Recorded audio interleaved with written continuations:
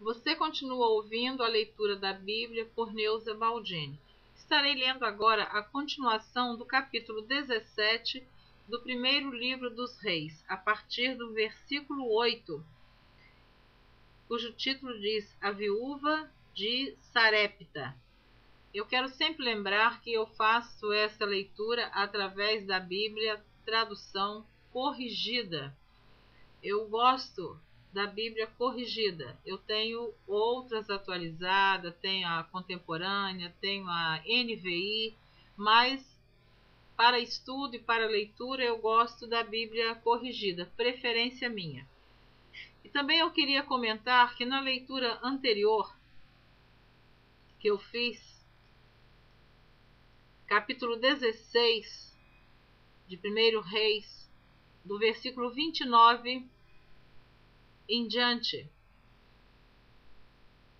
quer dizer, do versículo 29 ao versículo 34, e capítulo 17, do versículo 1 ao versículo 7, esta leitura que eu fiz, fala que Acabe, rei de Israel, casou com Jezabel, e Jezabel era idólatra, e o deus dela era Baal.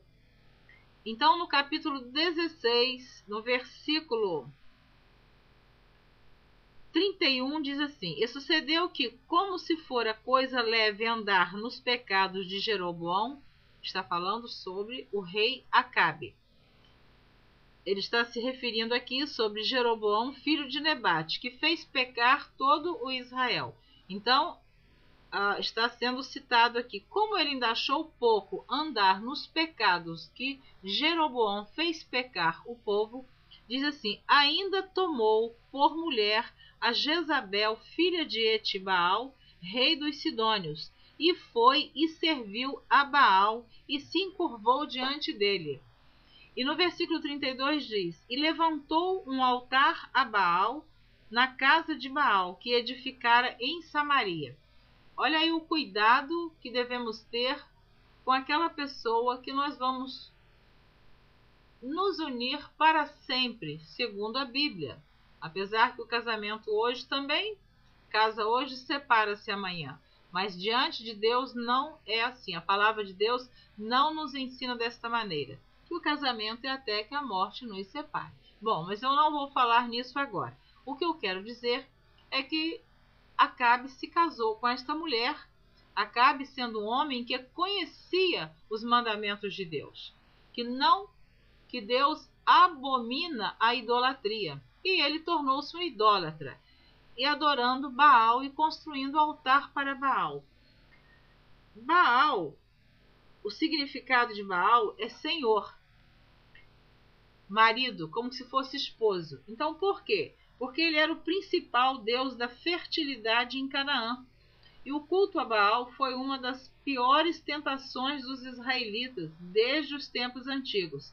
Havia várias formas de Baal que eram encontradas em diversas cidades, como se pode ver nos três títulos que tem logo aqui abaixo da explicação que eu vou dar a você. Então, Baalins é o plural de Baal. Você vai encontrar na Bíblia algumas vezes essa palavra Baalins, que é o plural do ídolo Baal. E a companheira de Baal era Azerá, outro ídolo. Então, aonde que nós vamos encontrar a respeito, falando de Baalins? Talvez eu fale para você em duas citações bíblicas a respeito de Baalins.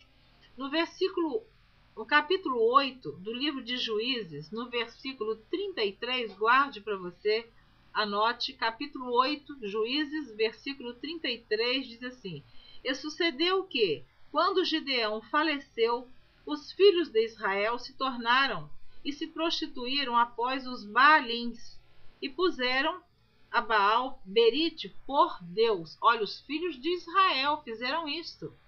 Então, Baalins são vários deuses, é o plural de Baal.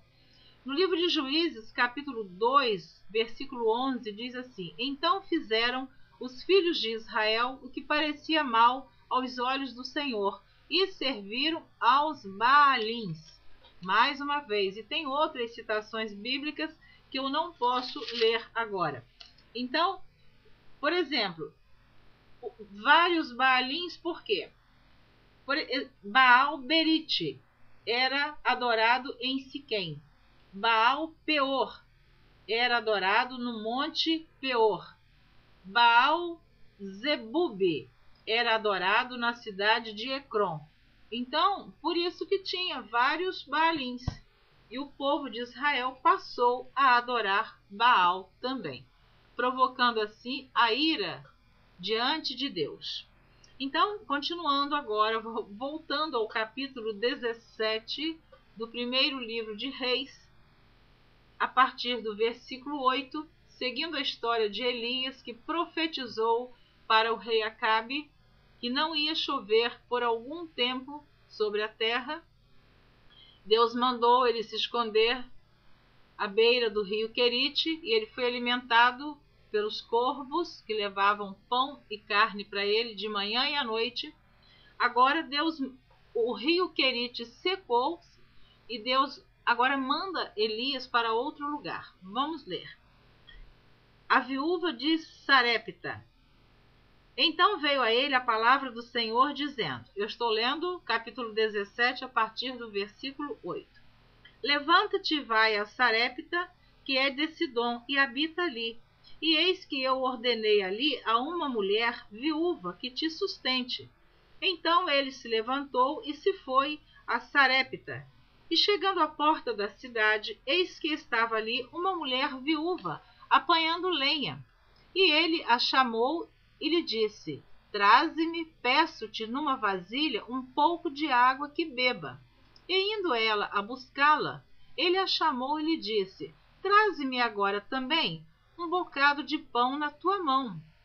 Porém ela disse, vive o Senhor teu Deus, que nem um bolo tenho, senão somente um punhado de farinha numa panela e um pouco de azeite numa botija. E vês, aqui apanhei 2 cavacos e vou prepará-lo para mim e para o meu filho, para que o comamos e morramos. Então era o último alimento que aquela viúva tinha, um pouco de farinha, um pouco de azeite e alguns gravetinhos. E Elias lhe disse, não temas, vai e faze conforme a tua palavra, porém faze disso primeiro para mim um bolo pequeno e traze-mo para fora, depois farás para ti e para teu filho. Porque assim diz o Senhor Deus de Israel, a farinha da panela não se acabará, e o azeite da botija não faltará, até ao dia em que o Senhor dê chuva sobre a terra. E foi ela e fez conforme a palavra de Elias. E assim comeu ela e ele e a sua casa muitos dias. Da panela a farinha se não acabou, e da botija o azeite não faltou, conforme a palavra do Senhor que falara pelo ministério de Elias. Que coisa linda, né? Ela só tinha um punhadinho para ela comer e morrer, ela e o filho. Deus manda o profeta para a casa de uma viúva, para abençoar aquela mulher, para abençoar o seu alimento, e não faltou nem um dia sequer a farinha e o azeite na casa daquela viúva. Só Deus faz essas coisas lindas. E depois destas coisas, sucedeu que adoeceu o filho desta mulher, da dona da casa, e a sua doença se agravou muito, até que nele nenhum fôlego ficou. Então ela disse a Elias, que tenho eu contigo, homem de Deus? Vieste tu a mim para trazeres à memória a minha iniquidade e matares meu filho? E ele lhe disse, dá-me o teu filho. E ele o tomou do seu regaço e o levou para cima do quarto, onde ele mesmo habitava, e o deitou em sua cama. E clamou ao Senhor e disse, ó Senhor meu Deus, também até a esta viúva com quem eu moro afligiste, matando-lhe seu filho?